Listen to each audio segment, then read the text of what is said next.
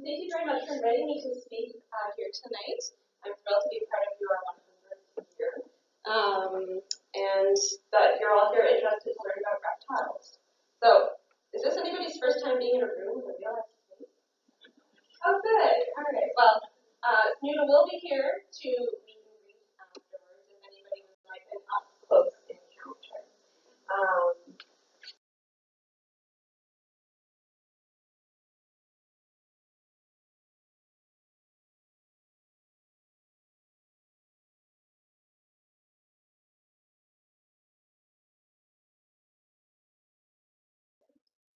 So I'll be going through some general stuff about reptiles. There are a lot of misconceptions out there and some really cool facts that I would like to address about them.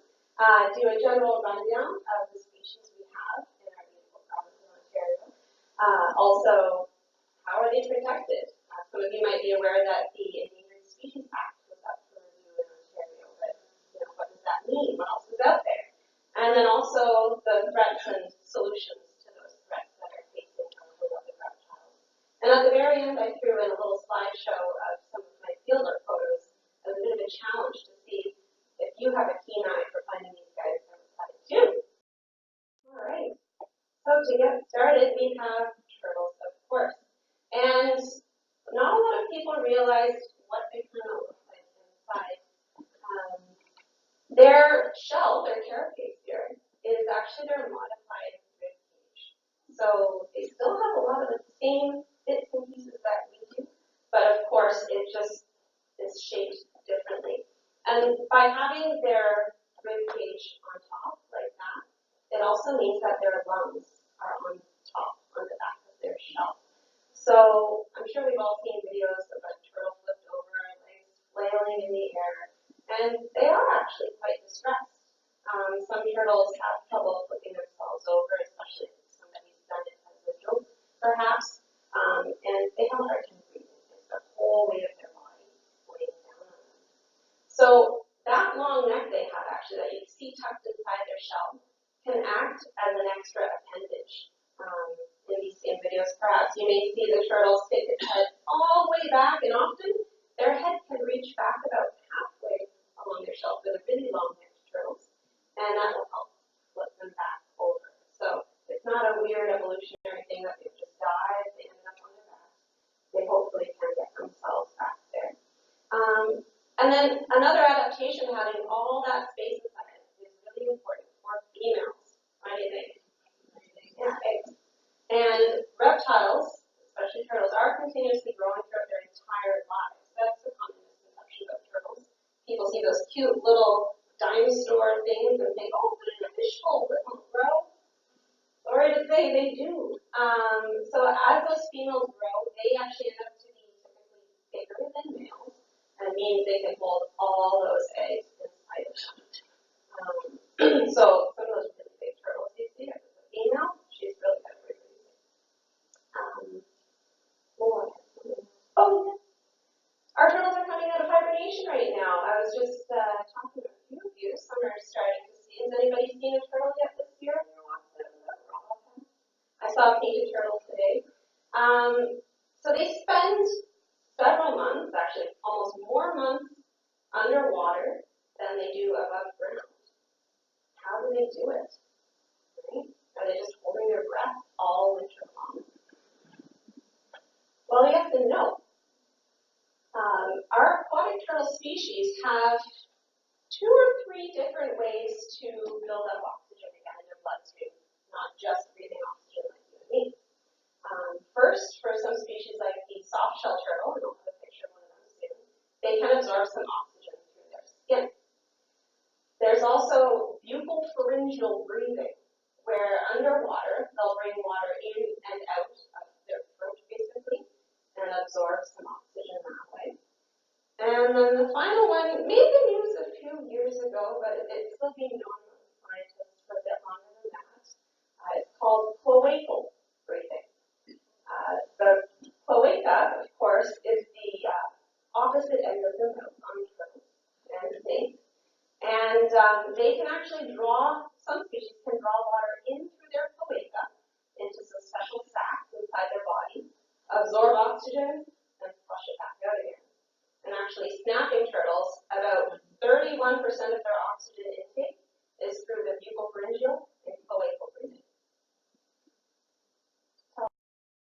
Okay, snakes.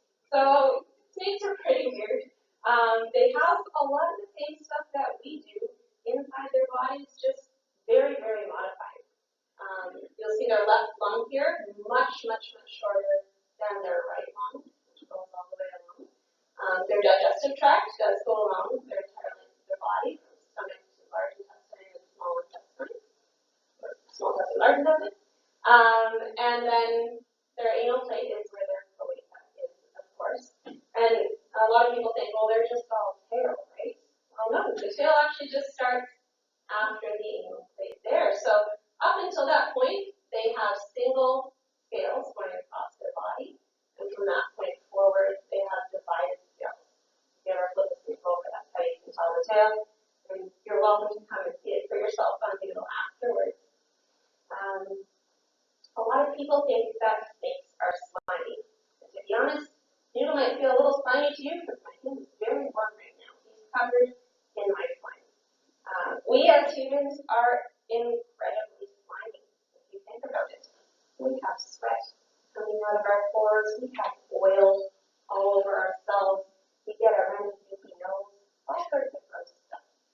But snakes don't have any of that. You may have heard the term snake oil before. Of course, that means somebody's doing one over on you. They're lying. It's fake. Snakes don't produce oil. They don't produce sweat. Their body may be covered in whatever is in their environment, but other than that, they're quite clean animals. So their scales are continuous. They will shed several times a year. When they're young, they'll shed more often as they're growing much more quickly. I mentioned earlier, turtles and other reptiles like snakes are continuously growing their entire lives. So as snakes grow and as their scales wear, they'll have the need to grow new ones. So they will shed. And I brought up a snake shed with me as well if you'd like to check that out afterwards. The other really cool thing about snakes is what goes on in here. And some of you came up to visit Noodle beforehand, and he's constantly sticking his tongue out. He's exploring his environment through smell. We can't do that with our tongues. We can only explore our taste buds that way. So every time the snake flicks its tongue out, it has a forked tongue, of course. And when it brings those forks back and sticks them up in the roof of its mouth into something called Jacobson's organ, it transfers that to the brain, and it knows what scent particles it's caught on its tongue. And because its tongue is forked, it can actually get an idea of which direction that smell is coming from. Snakes typically have poor eyesight. They have no ears. In fact, they use their jawbones to sense vibrations, and that's kind of their sense of hearing. So that's why you can actually sneak up on the snake pretty much. You're not going to startle them if you make any loud noises. Whereas turtles, they still have internal, just not external ears like we do, and you can frighten them through noises. All right, I'm just going to put Noodle away for now. He's done a good job. Also, you are welcome to ask questions anytime. This is not a university lecture.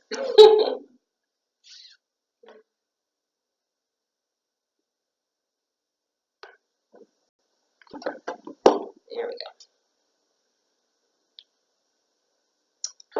So hopefully these are some familiar faces up here to some of you. We do have 8 species of turtles in Ontario, although up over here, this painted turtle actually represents the Midland painted turtle and the Western painted turtle. But the Western painted turtle is pretty much just way up in the corner of the province west of Thunder Bay. So I'll typically be speaking about the Midland as I mentioned it all.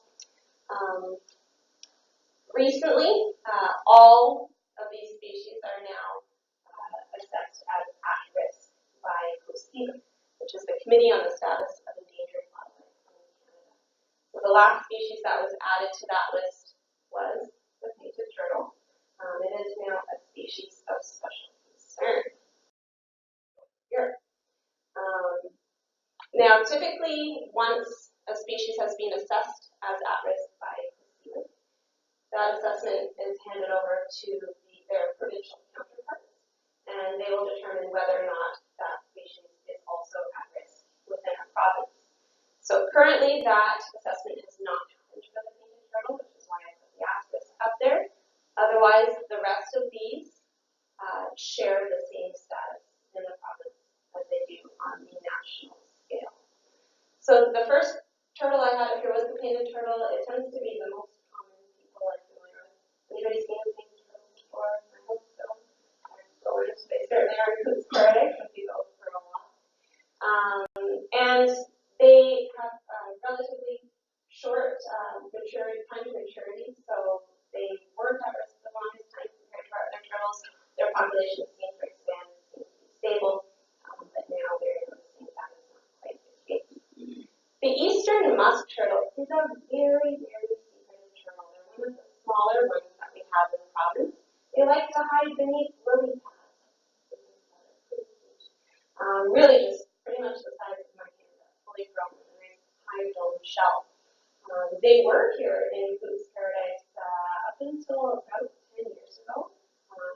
They haven't been found, as far as I'm aware, in recent surveys. But again, they are secretive turtles. It doesn't necessarily mean that they are completely gone away, but they are a species of special concern as well. Next, we have the wood turtle, which I'll be talking about on a later slide. So I'll save all those special facts for them. Common snapping turtle as well, I'm sure many of you are familiar with. They're actually one of my favorite turtles, so I have a slide dedicated to them. The northern map turtle is here in Foods Paradise too. Very common turtle, has lots of lines all over its body, which gave it the name the map turtle. It's a species of special concern. The spotted turtle, one of the more rare turtles in this province. Has anyone been privileged to see one of them out in the wild before?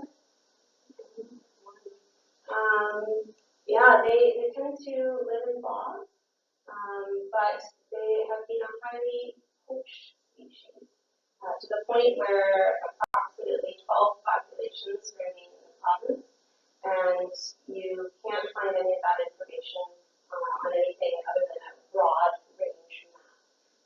Those populations need to be kept secret in order to help with the species recovery and prevent poachers from finding them. What do they do? It's mostly pet trade, although there's a large trade for food turtles as well. Spiny softshell actually was largely poached for food purposes. They haven't been in Foods Paradise since the 90s, but there is a population in southwestern Ontario. And there are recovery strategies where they're doing captive breeding, or not captive breeding. They take the eggs from the wild, they hatch them, they raise them, then they release them when they're just a little bit bigger to help them get along. And then also the Blandings turtle, which is a very beautiful turtle with a bright, bright yellow throat, and I'll be talking about them a little bit more. I had to divide the snakes up onto two slides because there's just so many of them. We're less than 18 species in the province. However, one is considered extirpated, which is locally extinct. We don't even know which one that is. The type of rattlesnake called a timber rattlesnake. It did exist in a small area of the province, again, more so southwestern Ontario, up until I believe it was prior to World War I, and it was removed from the province due to human persecution. I had somebody once ask me, well, can't we do like a captive breeding program and reintroduce the species to the province? And I said, I'm all for it, but if you tried to get a public opinion on that, probably not so much, unfortunately. But truth of the matter is, a lot of that habitat would be removed by this point, and there just wouldn't be a home for the species to come back to. Up at the very top, we have our beautiful smooth green snake, the ringneck snake, the northern water snake, the eastern milk snake, the red belly snake, the Kay's brown snake, eastern garter snake, and also eastern ribbon snake. So these ones are largely, have you seen a ribbon snake before? Oh, wonderful. So these species are largely not at risk, apart apart from the milk snake, which federally is special concern. It was special concern provincially up until just a couple of years ago, and is now not considered that anymore, which is very good news, that they have been recovering. And the eastern ribbon snake is a special concern as well. So, if you might notice, these two look very similar to one another. And really, other than one small difference, it can be really hard to tell the difference between the two. And that is that the eastern ribbon snake has a white dot right in front of each of its eyes. If you ever care to get close enough to look. Which one? The ribbon snake. Yeah. The garter snake itself, which I'll be touching on, has a lot of variation in body color and appearance, but that white dot is unique to the ribbon snake. The green snake is one that's a little harder to find in the province, but it is actually quite widespread throughout southern Ontario, as is the ringneck snake. And it was the ringneck snake that was actually just rediscovered in Rouge Park a couple of years ago during one of the BioBlitz events, which you might have heard of.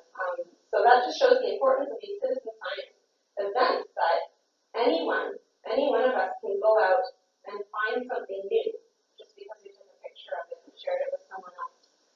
So keep your eye out all the time.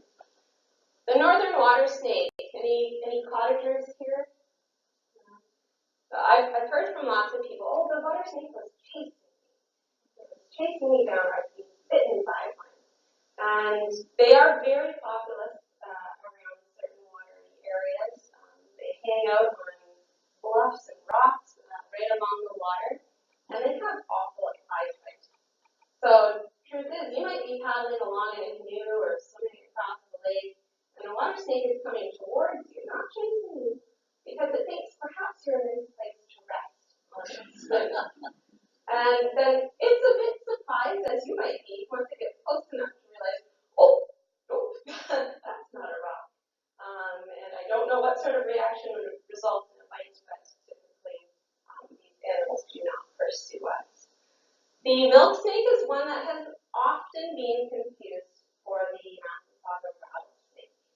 They have a beautiful blotchy pattern going down their back, which may appear similar to the Massasauga rattlesnake, and they can actually even vibrate their tail rapidly, which in the right kind of substrate, maybe dry leaves or grass, could make a buzzing sound, very similar to a rattle. And that has led to a lot of persecution, unfortunately. But these have been a very common snake, and actually were quite common around farms, which kind of led to its name, the milk snake. One of the favorite myths that I know about them is, and I've heard this from people, in 2013 I was touring across Ontario with native reptiles doing presentations, and I couldn't convince this one fella, because he told me the story first, but they got the name the milk snake because farmers kept finding them in their barns, particularly their cattle barns. And they thought, of course, these snakes are coming in here to go right up under my cow and drink down that milk. I'm pretty sure if I was this big next to a cow, I wouldn't want to get any closer. The truth of the matter is they weren't in there for the milk. What do you think they were finding inside barns? Exactly. Farmers also keep food for their animals in the barns, which attracts mice. So the snakes were helping them out alongside the cats, I would hope.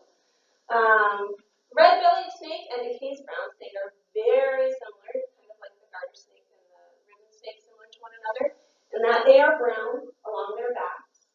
And they also, one of them has a dot to help you discern. If you're not going to flip the red-bellied snake over to see its red belly, it does have a dot on the back of its neck, a light coloring there, which is a little giveaway between the two. The case brown snake can be somewhat variable in a slight patterning along its back, but otherwise is a nice, beautiful, kind of creamy brown color with some dark spots along its back. Okay, almost finished. Up at the top, my favorite Massasauga rattlesnake. We can find them up in the Bruce Peninsula and Georgian Bay area, and also one small population down near Windsor. If you were visiting with Noodle before, this is Noodle's eastern counterpart, the eastern hognose. The blue racer, the eastern fox snake, the gray rat snake, the Lake Erie water snake, Butler's garter snake, and the queen. And these are all endangered or threatened. You may see two designations in some areas. That's because they have two distinct populations within the province. One is threatened and one is endangered, which is not good news for any of them. So for some of these species in particular, like the blue racer and the Lake Erie water snake, they can only be found around Pelee Island. So it's an extremely limited range. South of the border, the Lake Erie water snake has actually seen a recovery, which is very good news. And hopefully we can learn from them perhaps the strategies that they were using to improve on their populations. I'll be talking about the Massasauga because that's one of my favorites, and the hognose. Pardon me. The fox snake and the rat snake are very fascinating snakes. They can climb trees. So of course they may be seeking out bird nests for eggs or hatchlings. Both snakes, unfortunately, would then also be persecuted by farmers for maybe eating chicken or duck eggs, although depending on the size of the snake, that may be a pretty big meal for the snake.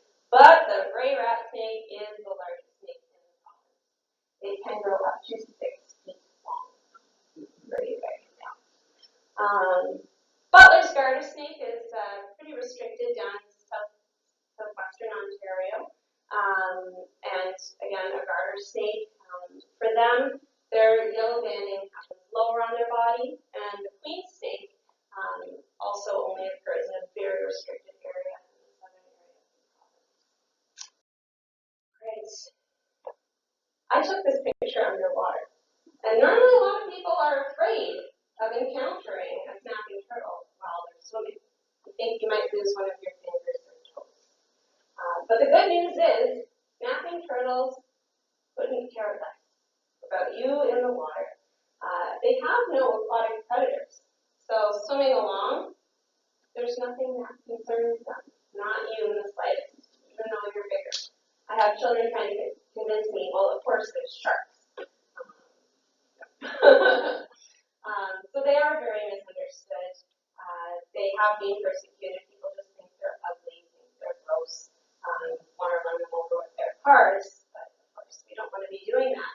It can take up to 20 years for them to mature and actually be capable of laying eggs. And by that age, their shell, their carapace length, is about 40 centimeters long. And there's this amazing study happening in Algonquin Provincial Park at the Wildlife Research Station. And since the 1970s, they've been capturing turtles, marking them, taking all sorts of measurements, and releasing them, and then hoping maybe in the next year they'll capture that turtle again. And in the first year of their study, they caught a mature snapping turtle. So, you know, they're at least 20 years old, maybe a bit more. And she had quite a large carapace. It was larger than 40 centimeters. They didn't catch her again until 40 years later. So if you think, well, it takes 20 years for the shell to reach 40 centimeters, how much must she have grown? Double that. 40 more years. She's at least 60 years old. Her shell grew by about 1 centimeter in that time. So they are very, very slow-growing animals, which means the biggest snapping turtles you see, scientists think, could be upwards of maybe even 200 years old. So they do feed largely on dead animal and plant matter. About 90% of their diet is dead stuff at the bottom of lakes and ponds, which means they do us a service by cleaning it all up. They're kind of the custodians of the lake.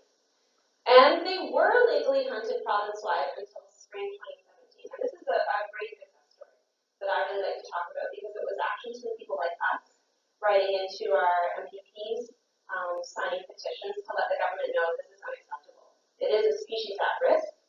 People should not be allowed to harvest them.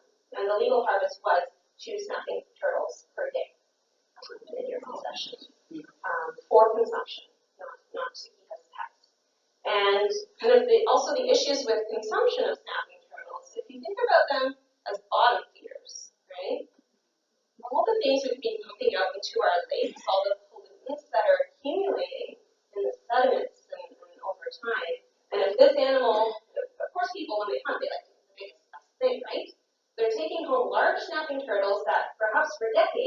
have been eating toxic crap at the bottom of lakes and ponds. So what is that doing to them? I don't know. Anyway, so that came to an end spring 2017, and it will be still a few decades more perhaps before we see a positive response if that was one major factor in their decline, but of course there will be more reasons coming up soon. The wood turtle is an absolutely gorgeous turtle. It's named so for its shell, looks kind of like wood. Unfortunately, I couldn't get a perfect picture that showed you a balance of this beautiful orange in the shell on its back. But I consider it the most clever species in the province. So earthworms are actually somewhat invasive in Ontario, but happen to make up a large component of a lot of different species diets, from birds, of course, to reptiles and amphibians. And when a wood turtle is feeling hungry and it hasn't rained in a while to bring up the worms, it does a rain dance. But the dance isn't to actually bring rain. It's to simulate the drops of water on the ground. And when the earthworms in the soil feel these vibrations, their response, of course, is to get up and out of there. It dances for its food, right? It gets a meal out of it. So I think that's pretty clever. They occupy a lot of diverse habitats, but their restrictions must be close to water. A wood turtle has not been found further than about 600 meters from the nearest watercourse. Similar to the spotted turtle I mentioned before, they are threatened severely by poaching and also, unfortunately, have such few populations left in our province that they are all protected and we're unable to share those locations. The Blandings turtle. So this picture I took was likely a female on her way to lay some eggs 2 years ago. I was lucky to find her out and about. They are the best traveled turtle in the province. They can wander for kilometers between their habitats. So they will, of course, overwinter somewhere in a wetland, and then they might, as a female, go find somewhere to nest come spring, and then find another water body to hang out for the summertime, like having a summer home. It takes them about 14 years to reach maturity, but they can live to be 75 years or older, which is a really long reproduction time. They have a diverse diet, and they do strongly rely on wetlands as habitat. But if you look to southern Ontario, we have a lot of roads. You can't get anywhere more than 1.5 kilometers away from a road in southern Ontario. And oftentimes they end up being built alongside wetlands, and there aren't appropriate mitigations in place to help prevent turtles from getting up and across them. And so one major reason for their decline recently is attributed to getting hit by cars on the road.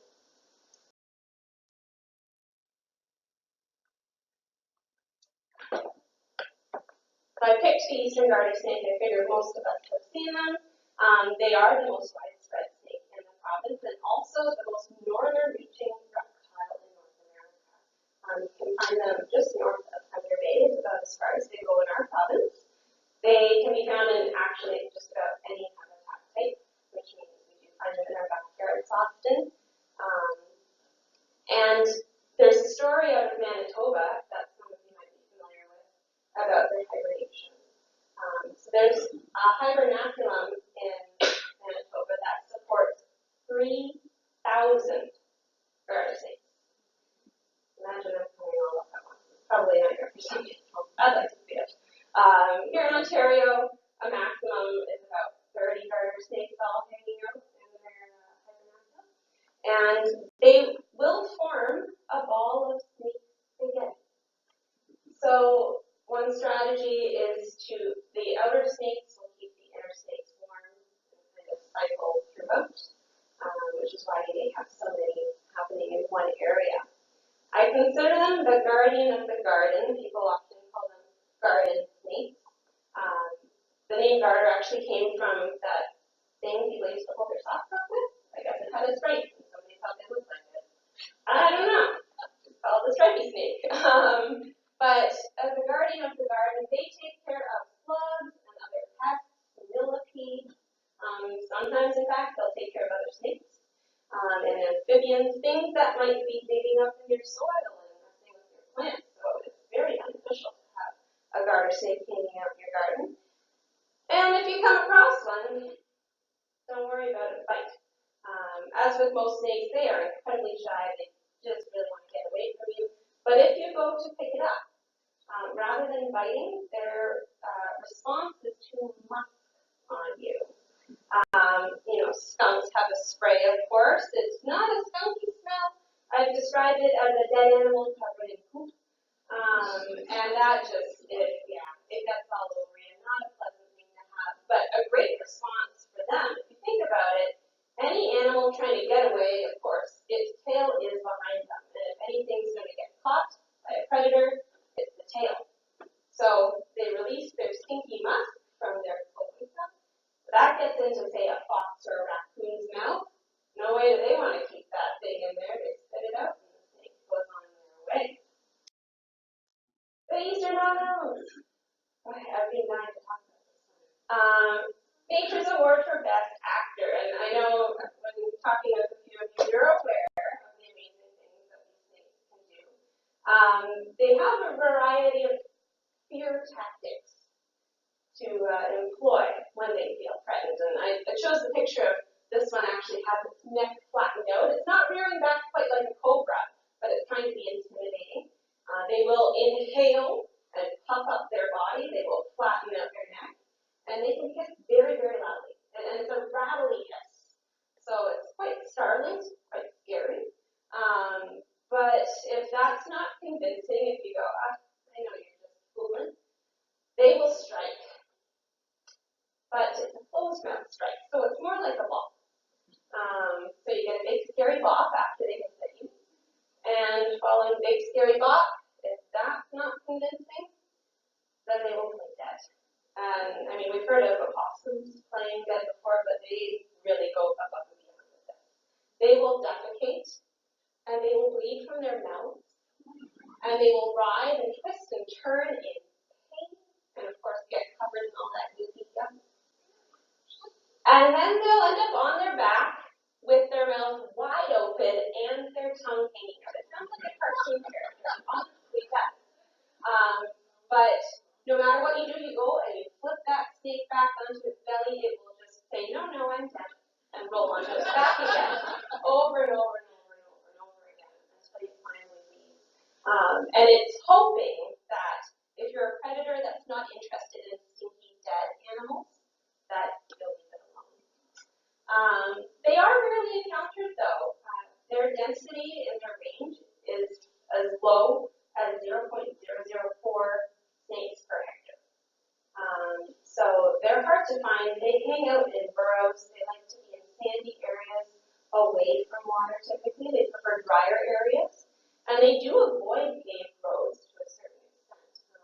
If they're going to cross a road, it may be a gravel road. And this may quite restrict their movements within the province now that we have so many roads.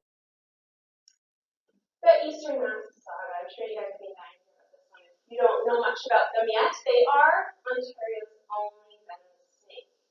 Not poisonous, right? We don't eat snakes. They're venomous because they can bite and inject venom.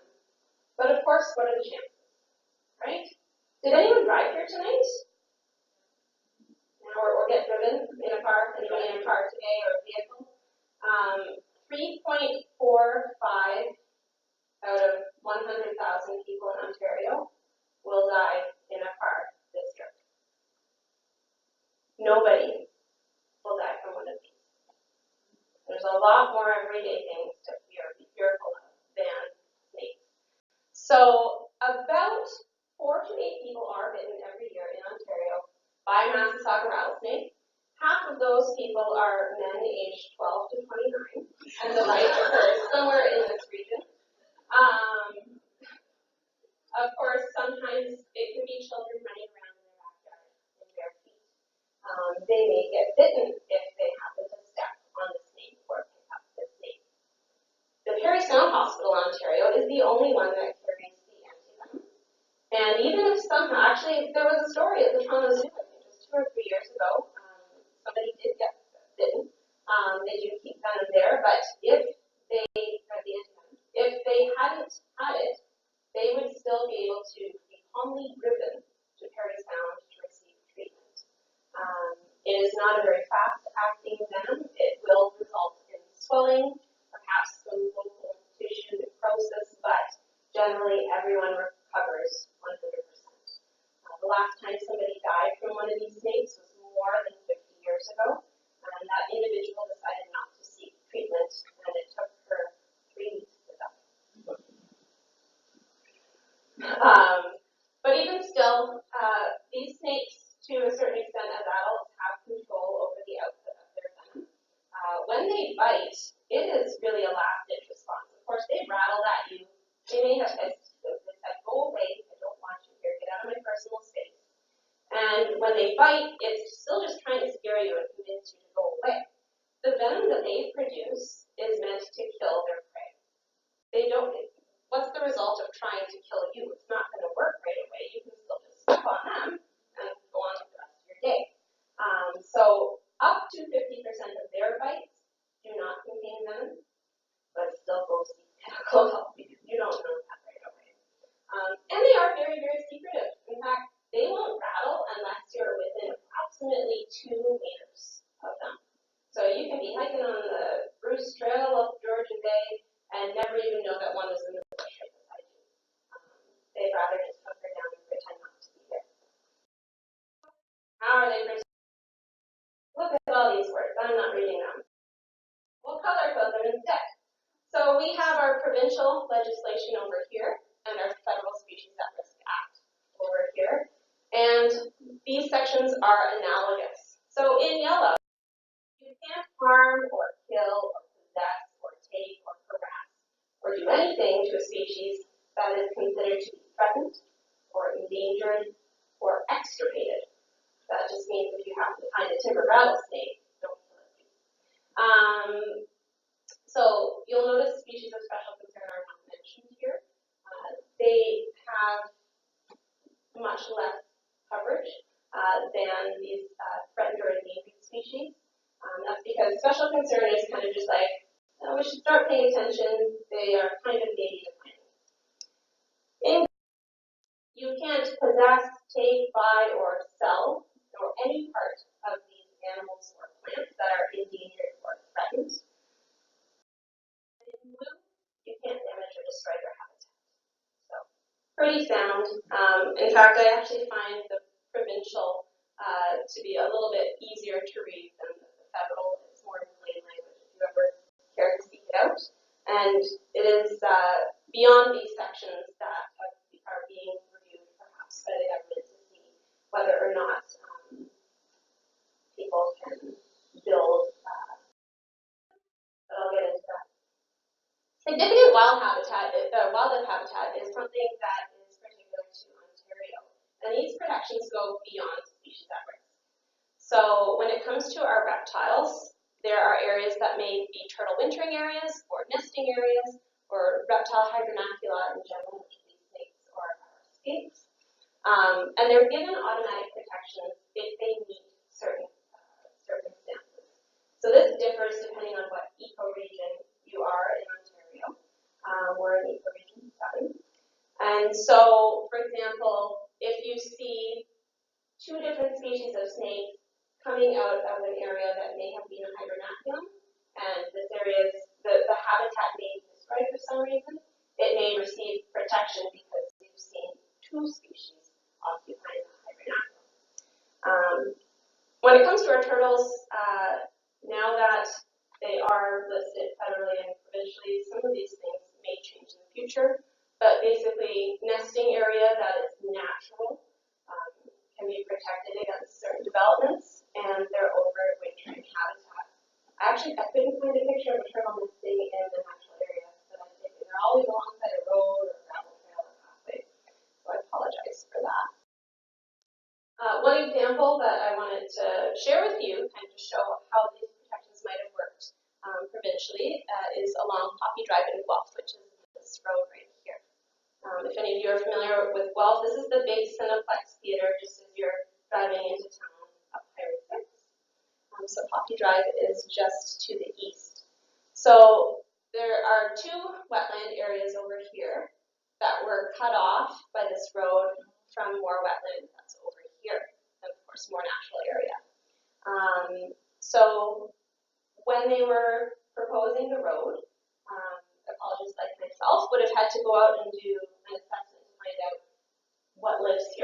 first of all. There are protections for amphibians as well, so if they heard frogs calling, that would indicate that this is frog breeding area, that would receive protection.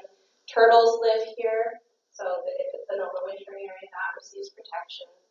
But still, sometimes these developments are allowed to go forward if they can prove that it's not going to adversely affect the animals. So in this case, fencing was installed on all three sides here to prevent animals from getting onto the road, and also on this side. And very faintly, there are two lines, I couldn't zoom in anymore without the picture getting bad, but there are two lines going across the road here, and those are underpasses. So they set up trail cameras to determine, are they being used?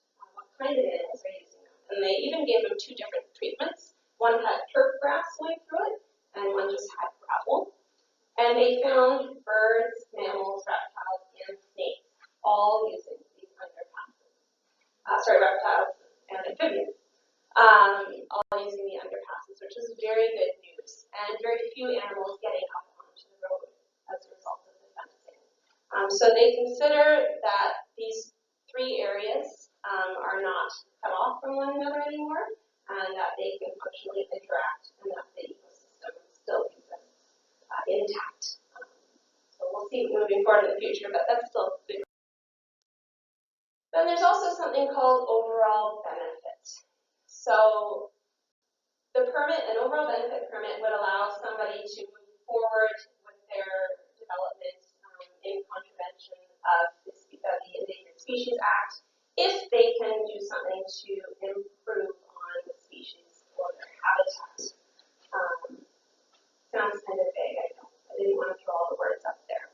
But you can achieve it by increasing the wild populations, increase their species distribution or the viability of existing populations, managing to slow or reverse population declines, or increase the quality or amount of habitat.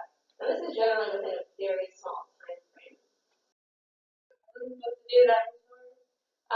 Okay, the Irrigate Parkway extends to the Fort Windsor. And the tallgrass prairie habitat created actually was much, much more than what ended up being removed for the creation of the highway. And the tallgrass prairie was installed before the development went forward to help establish populations that would be moved there, and so they would survive there basically. So 504 species at-risk snakes were relocated. That was Butler's garter snakes and eastern fox snakes. And they are currently being monitored in a long-term study that's going to 2021. So there's radio tracking happening with these snakes to find out, are they using the new hibernacula that was created? Where are they going? Are they reproducing? Are they surviving? What's happening with these animals? The tallgrass prairie is also being monitored to make sure that it's not reversing back into forested habitat, for example. And interestingly enough, this actually includes Ontario's largest eco-passage. It's the size of 9 NHL games. And it actually connects two habitats that had been cut off from one another for, I think it was something like 50 years. So there may be new benefits coming as a result of that. All right, what's happening with our reptiles? Why are some of them declining? What can we do about it? So habitat destruction, we have lost approximately 68% of our wetlands in southern Ontario as a direct result of agricultural or housing developments. And as you saw before, our turtles, of course, and some of our snakes rely on those kinds of habitats. Anybody who managed to purchase a house along waterfront property, a lot of people love to have their big, beautiful lawns extending all the way down to the water's edge. But we're removing some really critical habitat by doing that too.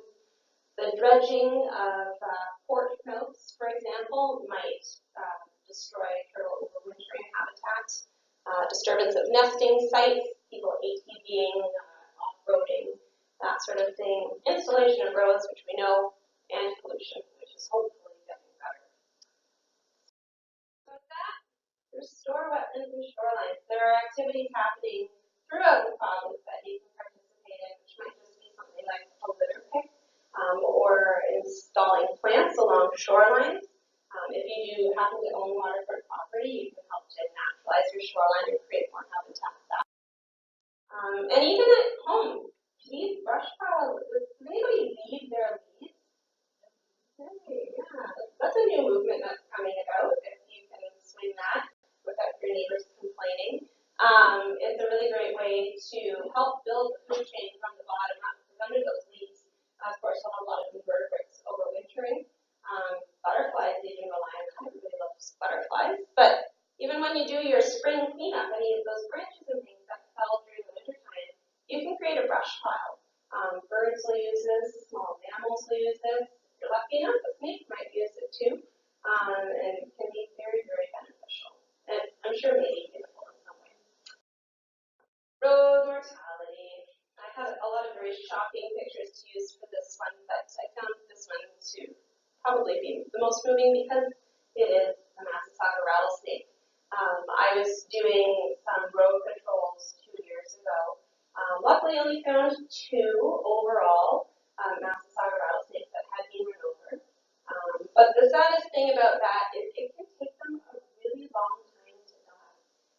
Even though their back is broken and they can't move, their brain activity can go on for weeks, which is just horrible. So, of course, they need to move between their habitats too.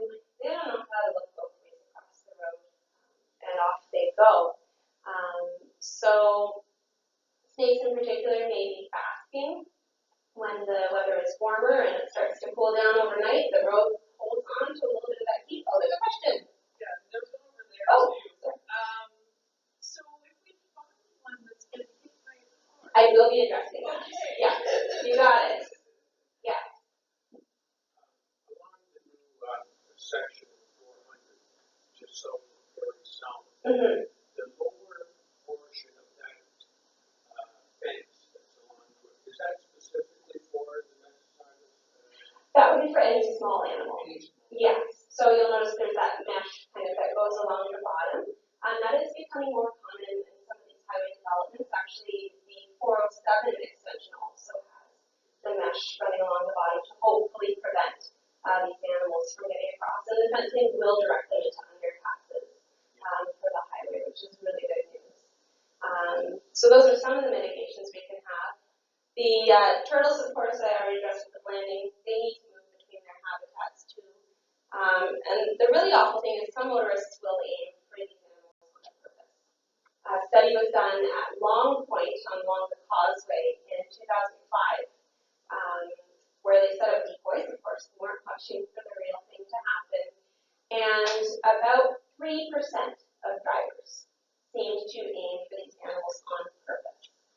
Men would 4 times more than women, and snakes would be aimed for about twice as much than turtles.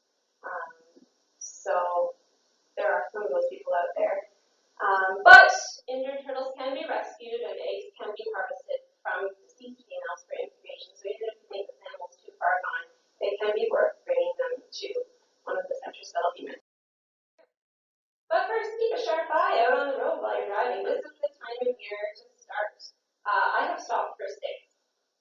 I have. I'm the one with the, I brake for snakes sticker on the back of my car sort of thing. And I mean, fortunately for work, I often do end up having to wear my safety vest while I'm moving between sites, so it's a little bit safer for me to hop out while I'm very visible and move an individual across the road. You can't see in this picture, this turtle's actually peeing.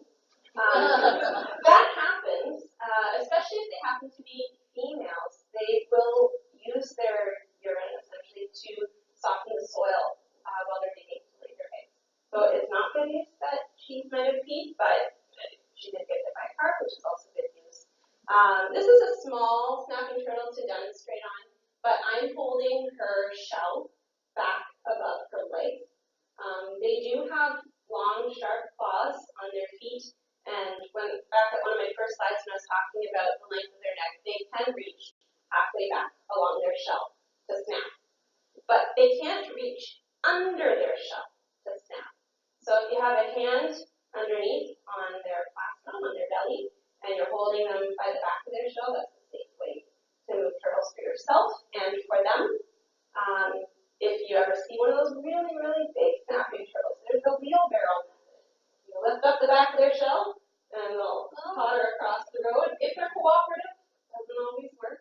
I've heard of turtle crows who keep a snow shovel in their car and scoop them up and bring them across. And then the last ditch effort would be turtle on a leash, which is not pulling them by their head, but finding a branch, stick, something for them to snap onto and dragging them across the road while they're holding on.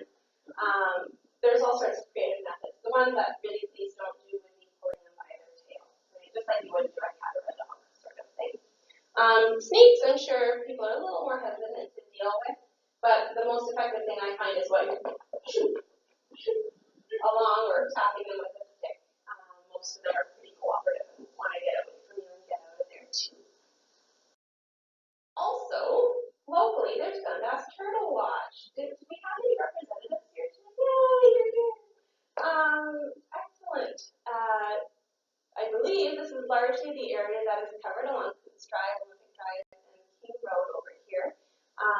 And through cooperation with RBG and the local conservation authorities, some fencing has been installed to help prevent these turtles from getting on the road. But with groups like Dundas Turtle Watch, it's a big collaborative effort to get out there and monitor the roads, watch for individuals that maybe you can help across, but also keep a tally of individuals that might have been hit to bring an awareness to the situation.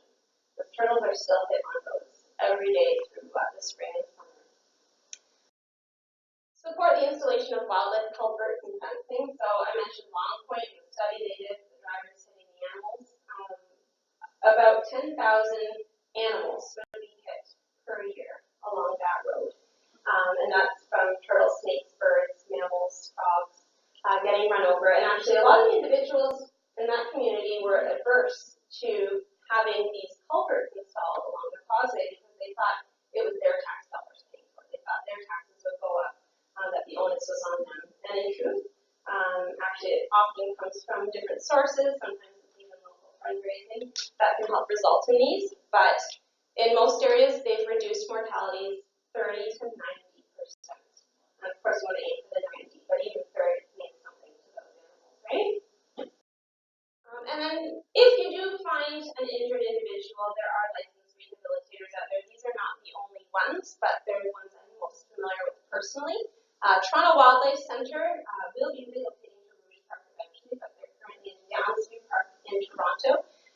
And they have a volunteer driver network, but often do ask you to bring the animal to them once you've contacted them. Also, Ontario Turtle Conservation Centre is a little bit further away, that one's in Peterborough, but they also have a phenomenal network of turtle taxis that will help get these injured individuals to their centre for treatment. And coming soon is the Georgian Bay Turtle Hospital, which will be near Orillia, Ontario. And we're looking forward to getting that one up and running to help out all the individuals up that way. I mentioned it takes them a long time to die, but they are good healers as well. I saw this insane photo of a turtle that had obviously been hit by a car at some point in its life. It had a hole on one half of its carapace, of its shell, and there was a plant growing out of it, but it was surviving. So, you know, of course we want to get them there as speedily as possible, but just because you think maybe I can't do it till the morning doesn't mean it's not worth trying to rescue the animal.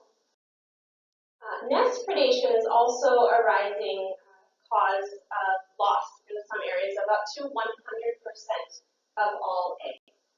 And the most common predators on these nests are raccoons and skunks and foxes and opossums.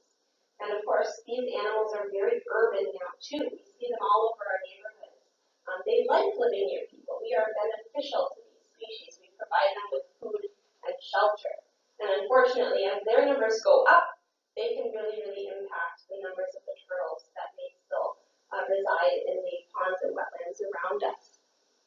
So with most turtles, the first 24 hours after nesting are critical to survival. That's kind of when mom's scent may still be around that area. And after that time, there's a much higher chance of the nest surviving. But protection can be done around the nest with professional consultation and permission. it is illegal to interfere with a turtle nest. Oftentimes it requires a permit. So perhaps if you notice in an unprotected area that turtles are nesting, you might be able to contact the Ministry of Natural Resources or your conservation authority and find out what can be done. But there are a lot of effective measures to protecting turtle nests and making sure that those little guys will survive and hatch out in the fall. Poaching is something I mentioned for the spotted turtle in particular and also the wood turtle. Oftentimes it's actually females that are being removed from a population as they're traveling to their nesting sites. Of course, you can find them roaming about kind of anywhere. They're really easy to pick up. You don't have to put your waders on and get into a swamp to look for them. But of course, once you've removed all the females, there's only males, and they don't know how to reproduce with one another, so your populations are going to go down.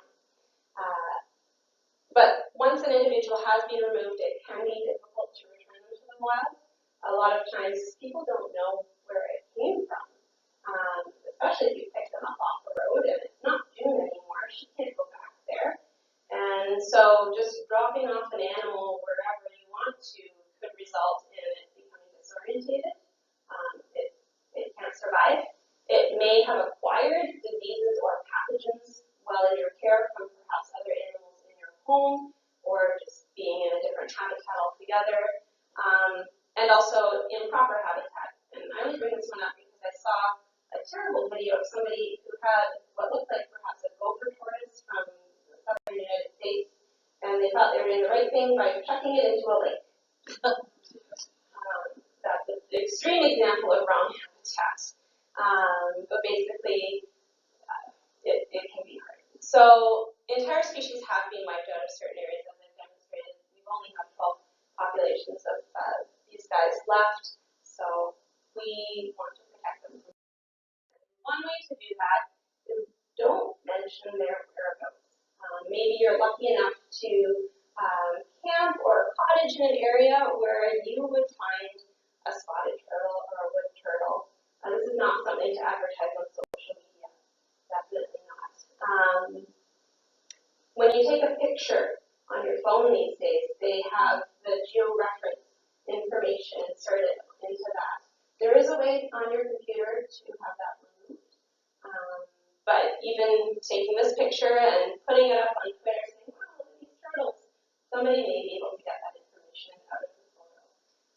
So we have to be very, very careful about who we talk to and where we send their information. Next, we have viral and fungal pathogens. So I'm sure you've heard of white nose syndrome. White nose syndrome with bats, of course.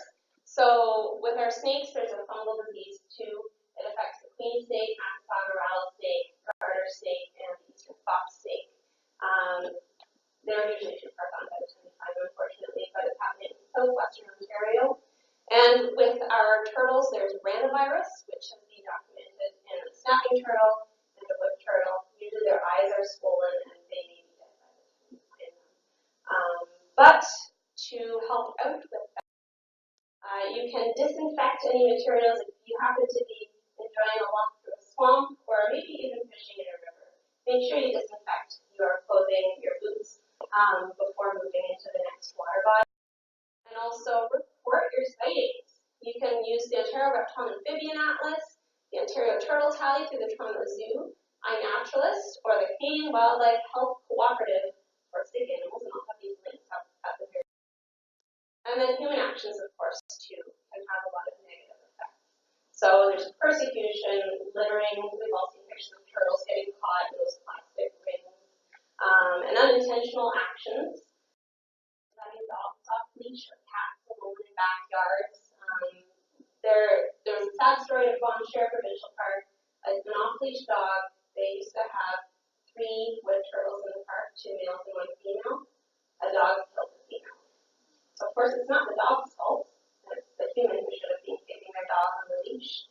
And cats, I know we've heard in the news all sorts of things about the number of animals that they'll bring home.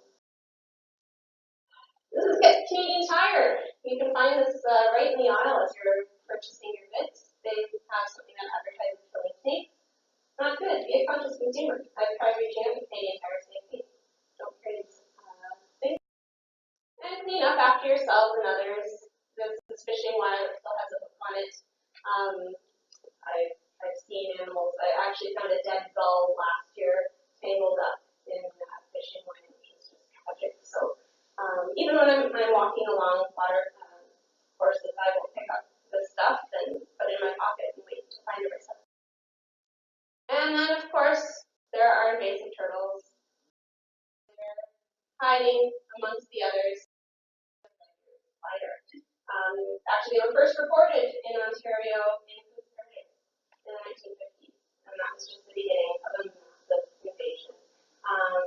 We don't know if they can successfully reproduce quite a lot, but definitely people are dumping them out every year thinking, I don't want this, it's too big, time to let it go. Of course, that's not the right thing to do.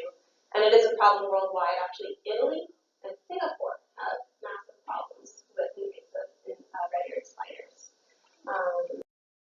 So if you can rescue or report invasive red-eared spiders, I have another link at the end. But even reporting it on iNaturalist or to the Turtle Tally or Reptile Amphibian Atlas can be useful. I don't think we have time for the fieldwork challenge, so I'm going to.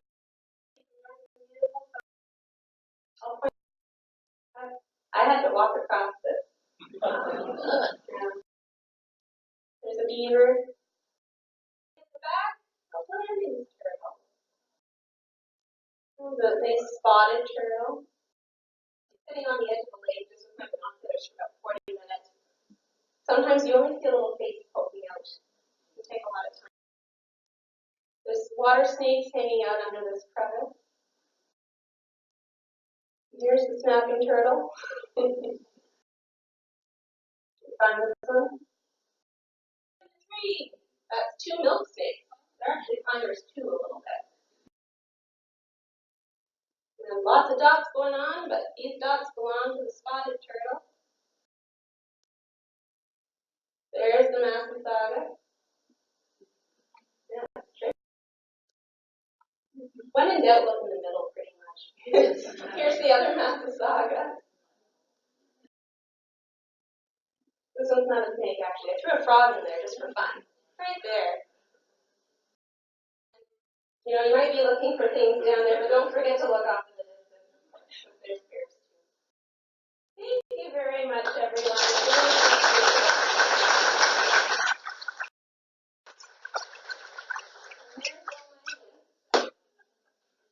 Did I not cover anything?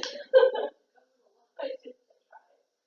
And I'd like to congratulate you on your comprehensive outline Thank you. of reptiles that we can look out for, provided we are aware of their biology and their,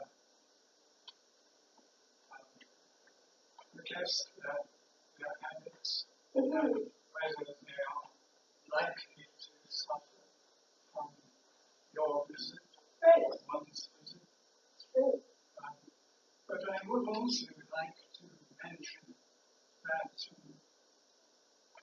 AdNat, as I thought it was advertising reptiles and amphibians as a study area. It so happens I have a professional interest or experience in amphibians, but very little with reptiles. So I just mentioned that, and I hope that we'll see more people and more activities along the lines that you have set up. I would certainly hope so. Thank you very much. Yeah. Can you tell us what the penalties are for harming or endangering? What the penalties are for certainly. So a lot of it has to do with reporting.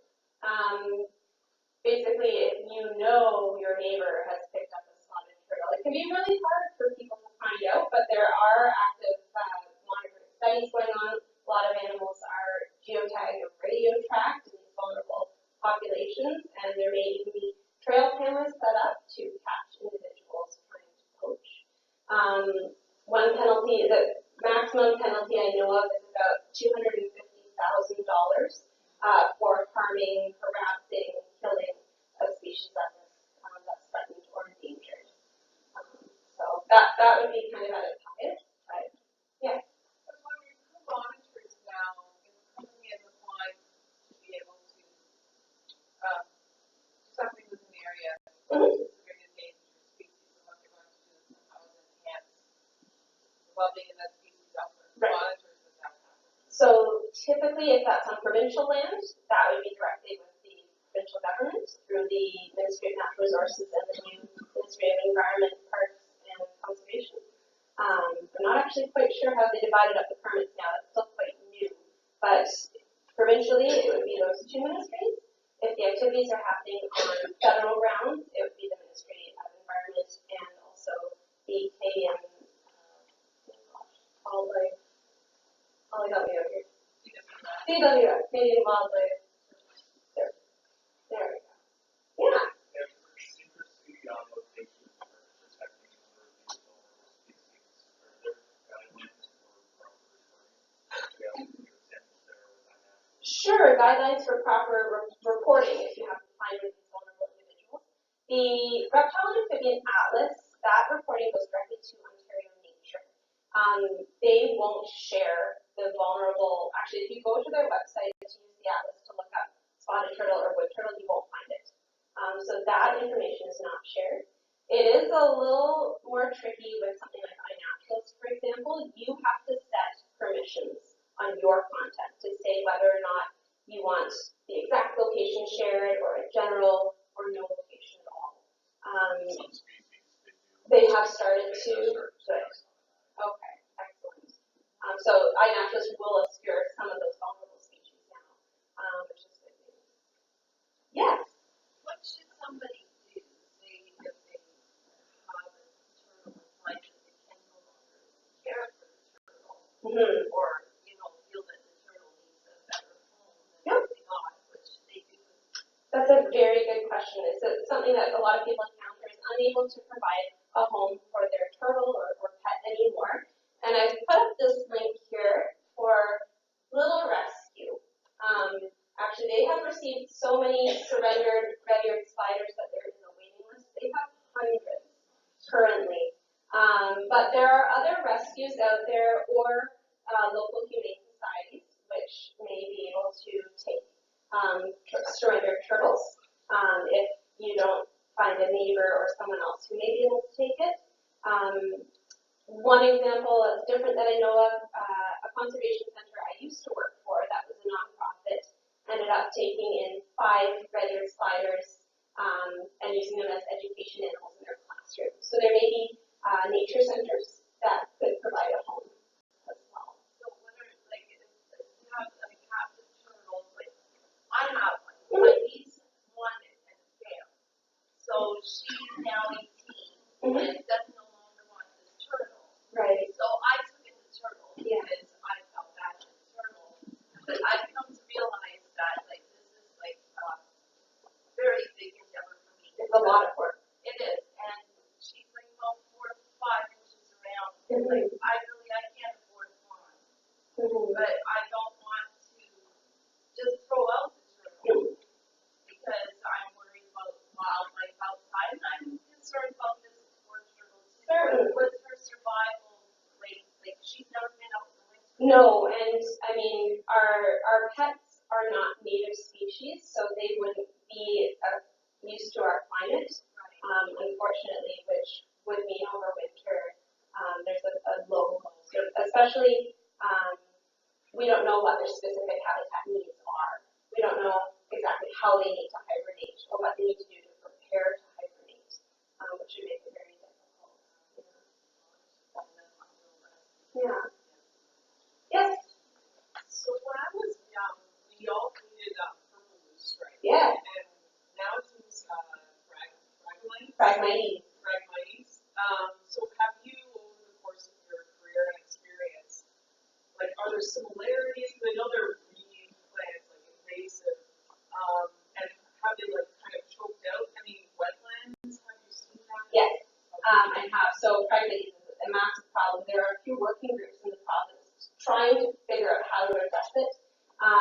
Down, I think it was near the Long Point region, somebody correct me if I'm wrong, they sprayed a chemical to test, eradicate Phragmites from the area. It is a chemical that is controlled, a controlled substance. It can have other harmful effects on the environment, but they considered that the effect of Phragmites is greater than the effect of the chemical. There is a study that was done in southeastern Ontario on a habitat where Blanding's turtles lived.